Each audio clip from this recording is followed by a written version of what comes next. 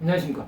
오늘은 마태복음 18장 23절에서 27절의 말씀으로 용서할 줄 모르는 종비의 첫 번째라는 제목으로 하나님의 말씀을 나누고자 합니다.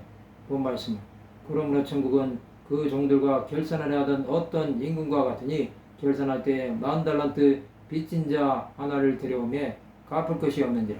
주인이 명하여 그 몸과 아내와 자식들과 모든 소유를 다 팔아 갚게 하라 하니 그 종이 엎드려 절하며 이르되 내게 참으소서 다 갚으리이다 하거늘 그 종의 주인이 불쌍히 여겨 놓아 보내며 그 빚을 탕감하여 주었더니.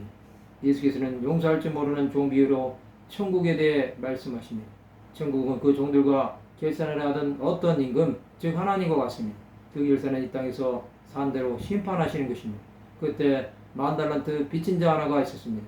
그 사람은 주인에게 엄청난 죄를 지은 자입니다. 10,000달란트는 노동자가 16만 년 일해야 갚을 수 있는 엄청난 돈입니다. 지금의 시세로 하면 약 6조에 달하는 금액입니다. 이것을 이제 이 종은 갚아야 하는 것입니다. 주인은 이 종이 갚을 수 없는 것을 알기에 그가 가지고 있는 가족과 모든 소유를 다 팔아 갚으라고 말씀하십니다. 그러나 이 모든 것을 판다고 해도 10,000달란트는 갚을 수 없습니다. 그는 이 상황을 모두 다 알고 있었습니다. 천국은 한 홀이라도 갚지 않으면 들어갈 수 없습니다. 그 종은 이 말씀을 듣고 주인에게 참아달라고 요청합니다. 그는 자신이 다 갚을 수 있다고 생각했습니다. 그러나 그 엄청난 죄를 갚을 길은 없는 것입니다. 그것을 안 주인은 불쌍히 여겨 놓아보내며 그 빚을 탕감하여 주었습니다. 이제 이 종은 죄에서 자유함을 얻은 것입니다. 이 종은 하나님 나라를 위해 살지 않았습니다. 그럼에도 하나님은 그에게 다시 기회를 주신 것입니다.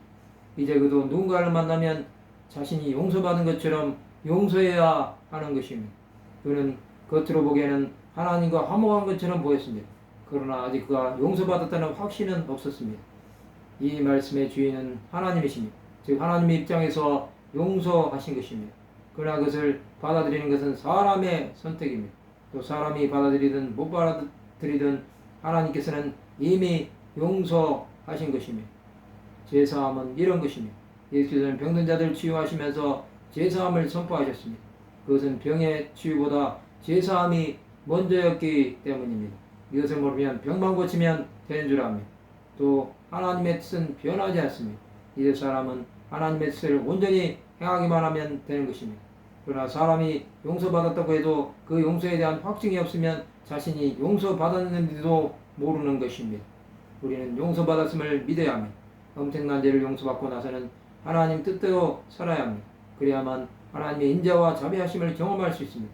이것을 위해 우리는 믿음으로 살아야 하는 것입니다. 주 예수의 은혜를 기억하시면서 용서하신 하나님의 사랑 안에 온전히 거하시기 바랍니다. 말씀을 마치고자 합니다. 하나님의 용서하심을 믿고 그 뜻을 따라 살기로 다짐하는 하나님의 백성들이 되시기를 주님의 이름으로 축원합니다.